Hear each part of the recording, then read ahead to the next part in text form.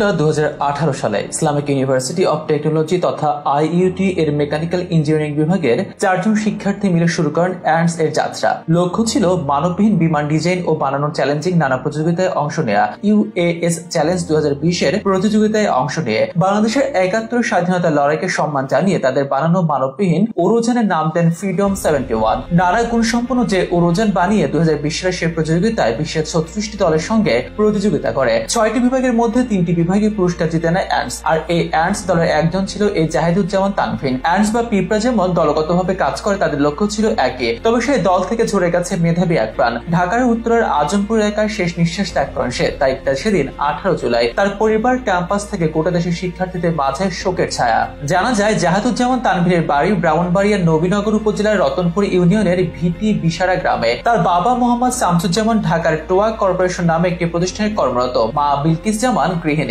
একমাত্র বোন জেসিকা জামান আয়েশা যুক্তরাষ্ট্রে স্নাতকোত্তর করছেন। পরিবার নিয়ে তানভীর থাকতো উত্তরের আজিমপুর কাঁচাবাজার জামতলার ভাড়া বাড়িতে। পড়াশোনা করতো ইসলামিক ইউনিভার্সিটি অব টেকনোলজি ইউনিভার্সিটিতে। সেখানে মেকানিক্যাল ইঞ্জিনিয়ারিং সাবজেক্টের 17 ব্যাচের শিক্ষার্থী ছিল সে। ছেলেটি জিপিএ 5 পেয়েছিল এসএসসি ও এইচএসসি তে। বিশ্ববিদ্যালয়ের জীবনও তার শিক্ষাগত অর্জন বিস্ময়কর। বিভিন্ন পুরস্কার জিতত প্রতিটি বর্ষে। তাক লাগাতো ড্রোন বানিয়ে, রোবট বানিয়ে। ড্রোন নিয়ে গবেষণা ছিল তার ধ্যান জ্ঞান। এর উপরে সে ফ্রিতে নটরডেম সেন্ট জোসেফ বিজ্ঞান ক্লাবে গিয়ে লেকচার দিত। প্রতি বছর নাসা আয়োজিত মঙ্গল গ্রহে চলার জন্য বিশ্বযানের প্রতিযোগিতায় আইইউটি এর পক্ষে কোনো না কোনো পুরস্কার দিতে আনত। শোনা যায় ড্রোন নিয়ে স্টার্ট আপ করে ইন্টারন্যাশনাল কন্ট্রাক্টও নাকি পেয়েছিল সে। ঢাকা ওয়াসাইটের প্রজেক্টও ছিল তানভীর। এমন এক মেধাবী শিক্ষার্থীর বিদায় তার মেনে নেওয়া কষ্টকর সবার জন্য। নিজের অ্যান্টস নামক প্রতিষ্ঠানকে আরো বড় করতে চেয়েছিল সে, জানান তার বাবা শামসুজ্জামান। তিনি বলেন, ছেলের স্বপ্ন ছিল যুক্তরাষ্ট্রে স্নাতকোত্তর করে আবার দেশে ফিরে আসবে। দেশের প্রতি তার গভীর ভালোবাসা ছিল, তাই এখানেই বড় কিছু করতে চেয়েছিল।